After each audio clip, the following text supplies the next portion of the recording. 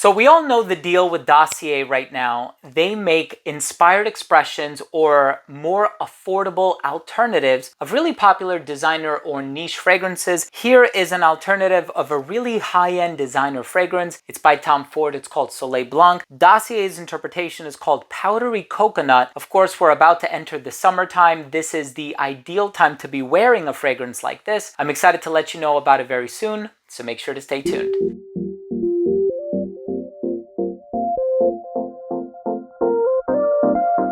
Now, before I begin today's episode and I give you my thoughts on Powdery Coconut by Dossier, of course, I do own Soleil Blanc by Tom Ford, so I'm going to be doing that comparison, letting you know how similar I think it is to the original. And for the price that you would pay for this one, it is incredibly affordable. But I want to start the video off first by saying that if you're a fan of fragrance-related content, hit subscribe, hit the bell, and also please give this video a thumbs up for the YouTube algorithm. It would really mean a lot to me, and it would assist with the growth of the channel significantly. So here we have a card that is included in every single box, and I love the transparency of the information here. The concentration is 18% concentration of aromatic compounds, and of course this is Soleil Blanc Eau de Parfum, the fragrance of which this is an inspiration. In the top you have cardamom, pistachio, and bergamot. In the mid you have ylang-ylang, tuberose, and jasmine. Just with the ylang-ylang alone, you're going to be put in that mindset of, oh, this is going to be a sort of tropical, exotic fragrance. In the dry down, you have cedarwood, amber, benzoin, and the namesake of this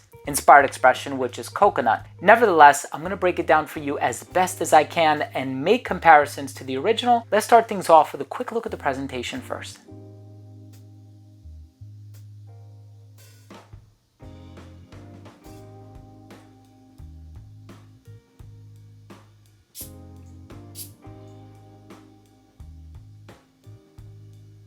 So of course in the opening of this fragrance, you are going to get this floral coconut smell. Now there are a lot of pina colada coconut fragrances on the market. One of them is Virgin Island Water by Creed, which has a lot of lime in it. So you're not going to get that, right? It's not bright and refreshing per se. And with a lot of other coconut-based fragrances, they've even gone in a bit of like a milky fig direction. Right? And fig is a fantasy note, and a lot of times a lot of these coconut ingredients are used to create that vibe, and it's really lactonic and creamy, and that's not what's happening here. The coconut is very much so on the tropical side of things. It does put you in the mindset of being on a vacation in a warm climate, you know, a place far away from home, which I would love to get away right now. I mean, especially with our daily stressors and everything that's happening in our lives. But it's the florals, right? So the florals are really creating this tropical ambiance, this relaxing sort of hot summertime getaway feel to the fragrance, which obviously is also present in the original Soleil Blanc and not just in Dossier's interpretation. Now, as far as the cardamom and the pistachio are concerned, I'm going to be honest with you, I don't get an overdose of cardamom. I do get a little bit of like this powdery, nutty vibe in the opening. And of course, I've tried pistachio and a number of other fragrances before. Un Pistache by Obvious Parfum is probably the most recent one that I've tried, and it's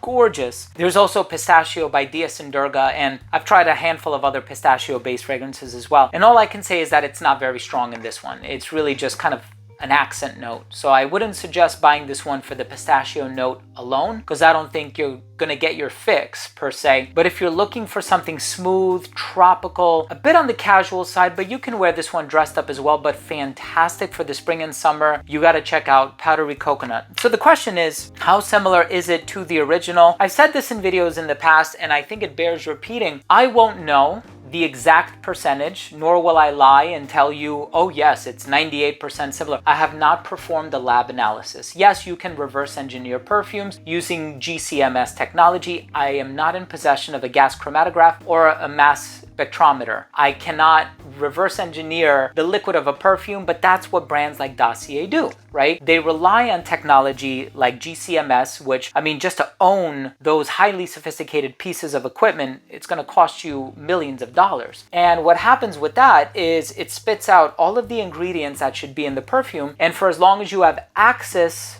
to these raw materials, which many brands do unless they're captive molecules, they can recreate these fragrances. They can cut out the middleman and avoid having a distributor and all of these other things. And so they kind of sell directly to consumer, which is what happens when you go on Dossier's website and you make the purchase directly from their website. It goes from the brand to the consumer. And so this way you can save tons of money. And of course, with a lot of major brands out there, major designer brands, there's tons of money that get poured into the advertising. And so here is a highly inexpensive alternative of a really expensive fragrance. And all I can say to you is that it smells remarkably close, pretty darn close to the original. And I've owned the original for so many years now. I think this one came out in 2016, so it's been around for like 8 years now. I think I got it right when it came out, or maybe a year later. So I have quite enough experience with it. And what I can tell you is, having smelled this one for the first time, it activated the same memories. That's all I need, right? Sometimes we need to be more emotional and less cerebral, analytical about these things. And you know,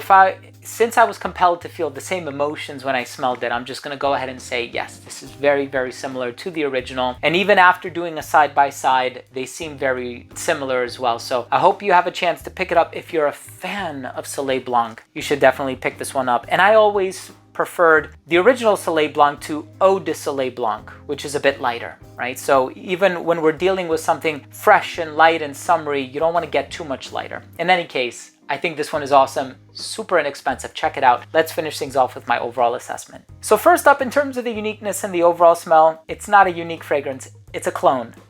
But it smells fantastic, especially if you're a fan of tropical, floral, coconut fragrances. You're gonna love this one. Longevity on this one was a solid 7 hours on skin. Again, concentration of aromatic compounds is seated at 18%. The projection for this one was very good. For the first hour of application, it radiated just a little bit beyond an arm's length. It became an elbow's length scent right around hour 5, a skin scent right around 7.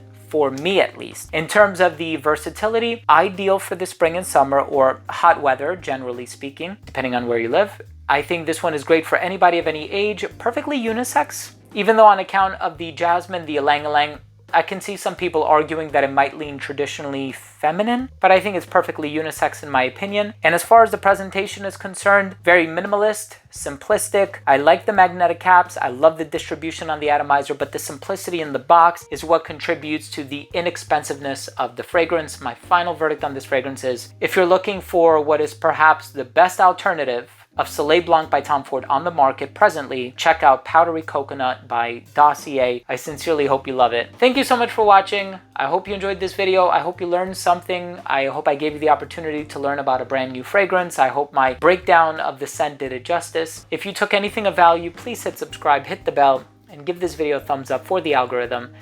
Thank you again for watching. I love you all, and we'll see you tomorrow with a new episode.